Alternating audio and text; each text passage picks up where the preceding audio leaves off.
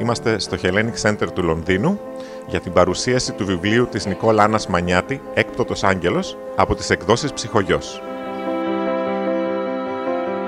Κυρία Μανιάτη, είμαστε εδώ στο Hellenic Center για την παρουσίαση του βιβλίου σας «Έκπτωτος Άγγελος». Πείτε μας λίγα λόγια για το βιβλίο. Καταρχάς να πω ότι το βιβλίο είναι πρωτοποριακό. Πρώτη φορά συγγραφέας Έλληνας τουλάχιστον έχει θίξει αυτό το θέμα.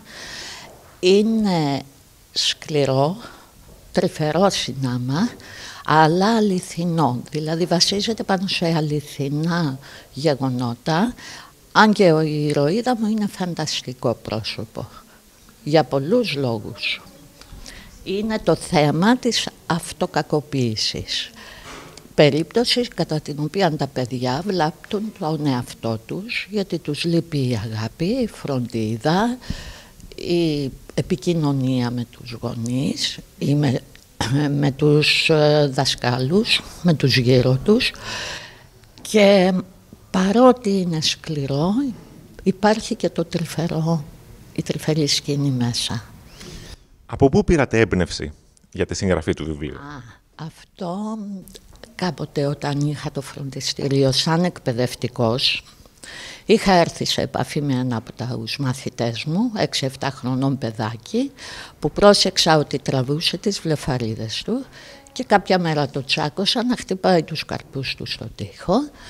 Σιγά σιγά έμαθα το λόγο για τον οποίο το έκανε αυτό, γιατί πίστευε ότι αν μάθει ο πατέρας του ότι τιμωρείται, επειδή η μητέρα ποτέ δεν το τιμωρούσε, θα γυρίσει πίσω. Για κάποιο λόγο είχαν χωρίσει. Που δείχνει δηλαδή πόσο ευαίσθητη είναι η παιδική ψυχή και πώς μεταφράζουν τη στάση των γονιών με τον δικό τους τρόπο. Μάλιστα. Εκτός από αυτό το βιβλίο σας, το οποίο τώρα πια έχει εκδοθεί και κυκλοφορεί, έχετε μελλοντικά συγγραφικά σχέδια, έχετε ξεκινήσει να γράφετε κάτι άλλο? Φυσικά. Έχω ήδη 2 έτοιμα. Θα δούμε πότε θα έρθει η ώρα τους να βγουν. Το ένα είναι συνέχεια ενός από τα βιβλία που ήδη έχει εκδοθεί. Όταν εγκριθεί θα εκδοθεί και αυτό. Το άλλο είναι έτοιμο στα χέρια τους, είναι εγκεκριμένο, δεν ξέρω πότε θα το βγάλουν, υποθέτω το Μάρτιο.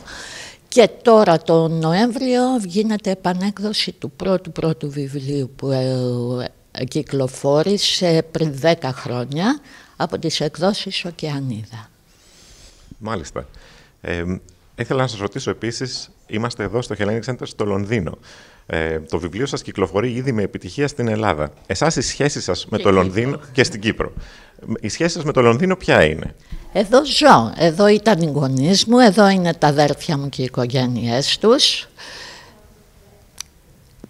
Εδώ έχω ζήσει την νεανική μου ζωή, εκτός από τα χρόνια που έκανα στην Ελλάδα, και ήταν φυσική η κατάληξη να ξαναγυρίσω από τη στιγμή που τα παιδιά μου μεγάλωσαν και πήραν τον δρόμο τους. Σας ευχαριστώ πάρα πολύ. Εύχομαι κάθε επιτυχία για το βιβλίο.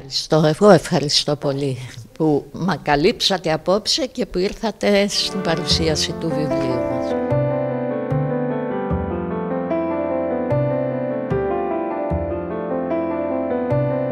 Είμαστε εδώ με τη δόκτωρ Κική Σονίδου, η οποία είναι η κύρια ομιλήτρια της παρουσίασης του βιβλίου, και θα ήθελα να σας ρωτήσω για ποιο λόγο διαλέξατε να παρουσιάσετε το βιβλίο. Βασικά ήταν επιλογή της συγγραφέως να το παρουσιάσω. Μας συνδέει μια χρόνια φιλία και επειδή το θέμα πραγματεύεται άπτεται των ιατρικών προβλημάτων και μπορώ ίσως να το αποδώσω και να το εξηγήσω και να το αναλύσω λίγο καλύτερα, θεώρησα ότι θα έχει κάποιο ενδιαφέρον να το παρουσιάσει ένας γιατρός και ένας άνθρωπος που δεν ασχολείται τόσο πολύ με τα φιλολογικά. Και ελπίζω η παρουσίαση να μας δικαιώσει σε αυτή την απόφαση. Έχετε διαβάσει και τα άλλα βιβλία της συγγραφέως. Αυτό πώς διαφοροποιείται από το υπόλοιπο συγγραφικό της έργο? Γιατί πραγματεύεται ένα θέμα πολύ πρωτότυπο. Δηλαδή, γιατί στην αυτοκακοποίηση δεν έχει γράψει κάποιος άλλος συγγραφέας.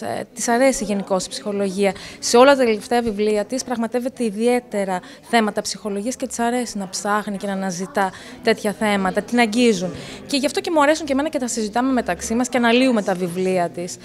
Αυτό επειδή πραγματεύεται ένα θέμα εντελώς διαφορετικό, την αυτοκακοποίηση που δεν την αγγίζει κανείς. Μιλάμε για οικογενειακή βία, για βιασμούς, για άλλες μορφές κακοποίησης ή βίας, αλλά αυτοκακοποίηση ή self-harming που το λένε στην Αγγλία δεν είναι ένα θέμα εύκολο που μπορεί να το αγγίξει κανείς και να γράψει γι' αυτό. Θέλει πολλή δουλειά και ψάξιμο. Δηλαδή, κατά κάποιο τρόπο, σας χρησιμοποίησε η συγγραφέας, και το λέω εδώ, το χρησιμοποίησε εντός εισαγωγικών, και σαν ιατρική σύμβουλο. Ναι, ακόμη και στο επόμενο βιβλίο που έχει γράψει, που ανυπομονώ να το διαβάσουμε για να κυκλοφορήσει, ναι, έχουμε συνεργαστεί και έχουμε ανταλλάξει απόψεις και είναι και πολύ ωραίο αυτό και τιμητικό για μένα, γιατί μου αρέσει και ο τρόπος που γράφει η κυρία Μανιάτη, αλλά μου αρέσει και το ταξίδι αυτό που κάνεις μέσα από ένα βιβλίο και από μια ιστορία. Οπότε με τιμά και με ευχαριστεί ιδιαίτερος. Σας ευχαριστούμε κι εμείς. Καλή επιτυχία. Ευχαριστώ.